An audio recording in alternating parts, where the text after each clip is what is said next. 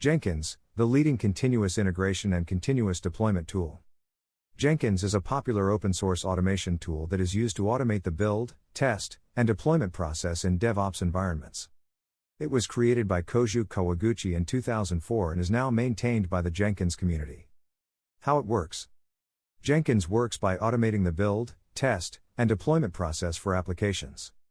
It integrates with other DevOps tools, such as Git, to automatically trigger builds when code changes are made. Jenkins also provides a web-based interface for managing builds and deployments. Step-by-step guide to use in production. Install Jenkins on your server.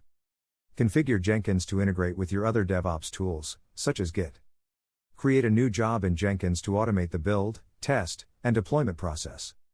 Configure the job to run automatically when code changes are made. Monitor the job to ensure that builds and deployments are successful. Use cases and best practices. Jenkins is used extensively in DevOps environments for automating the build, test, and deployment process. Best practices for using Jenkins include creating separate jobs for build, test, and deployment, using plugins to extend functionality, and using the Jenkins pipeline feature to create complex build pipelines. Thank you for watching. Subscribe for more videos.